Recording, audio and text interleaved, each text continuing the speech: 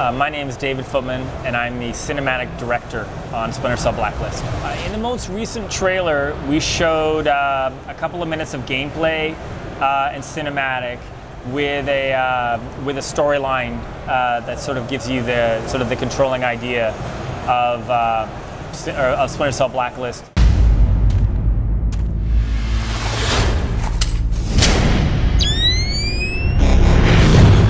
I was sworn to protect the American people, but I can't do that without you. The Blacklist attacks could tear this country apart. You're our last line of defense.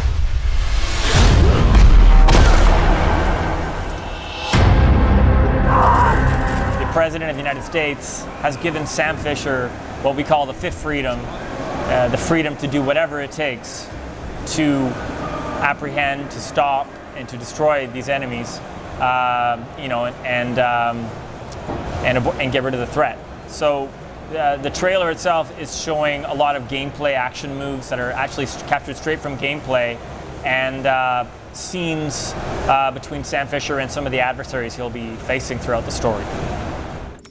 What do we have in Benghazi? My contact is at a CIA safe house.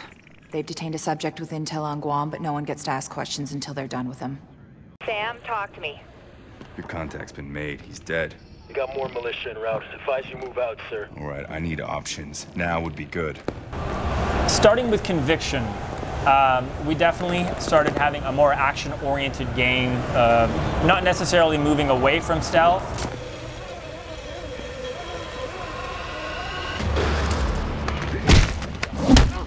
But actually having another style of gameplay in Conviction. And I think with Splinter Blacklist, because of the wrapper, because of the story, and because of our premise, there's definitely the stakes aren't as personal. They're sort of extra personal. Sort of America's being attacked, and Sam Fisher has been chosen to lead a team to avert the attack. So it's definitely an extremely high, intense level of conflict. And added to that, we have a timer. Sort of the timer is basically a timer on every single attack that begins in the single-player campaign, in which it raises the stakes and creates a certain amount of tension throughout gameplay that you have to use to stop each attack. I think what you'll find with trailers is they tend to be very explosive. These are the kind of pieces that end up, coming to the surface when you're doing public-facing media. But in truth, every single level has a ghost ability and an action ability. So the level designers are going to an extreme amount of pain to make sure that levels can be played both ways. So I think that it really depends on the kind of gameplay the player wants to use and whether it's right for the kind of situation in that map. So I think that there will be some areas that most of the players, metrics-wise, will be having a more open, fighting them from the front. Everyone, spread out. Sort of open-faced attack, and I think other parts of the level will lend themselves towards stealth and ghost. It's nothing. Keep looking.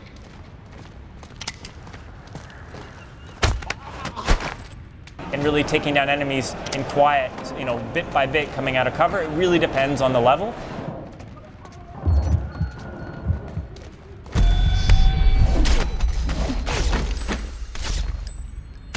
It's a choice for the player. So all the systems are created for both.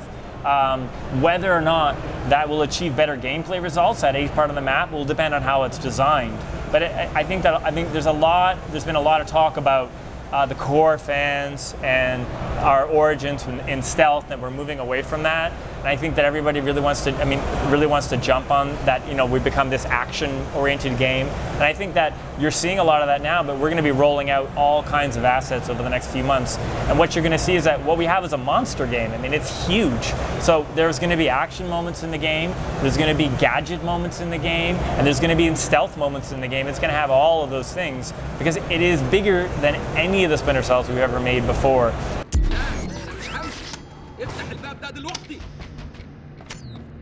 ماشي انا جاي وراك. ما اعترفني اعتقد انك ذكي وانت مستخبي هناك. اوكي انا جاي لك. افتح الانوار دي تاني. What have we got here? Need help checking it out?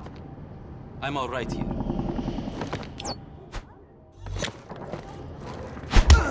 also the style of gameplay is also heavily wrapped around the premise of our game. I mean, this isn't like a slow burning mystery where you're trying to get to somebody. I mean, this is a huge amount of extra personal conflict that is just thrown on the player. We have a very early exciting incident in the game. It's explosive, it's fast, it demands very quick action, and you know, it's just like anything else. I think structure and balance in the type of gameplay that you're going to have will reveal itself to the player. I mean, action, action, action, action. You know, once you peak like that and you stay like that, I mean, it just becomes sort of a cacophony or kinesis, and to be honest, it's not fun.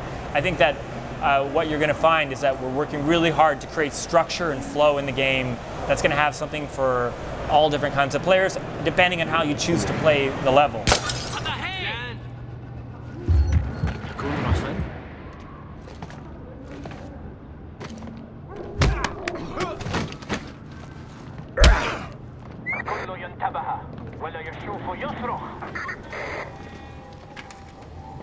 أكيد في مكان هون.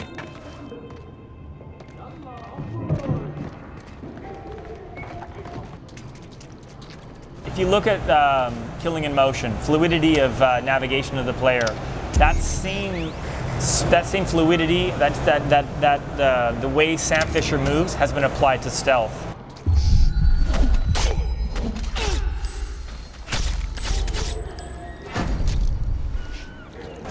What you're going to see in this next iteration of Splinter Cell in Blacklist, what you're going to see is the ability to navigate more of the environment and to do it in a stealthy way. What we're calling it is the Panther, Sam the Panther, and the way he moves. It's actually kind of incredible when you're playing, whether it's stealth or whether you're playing killing in motion. The way the character moves, the way we're blending between different parts of the environment and the geo, really makes you feel like you're this deadly, you know, special agent.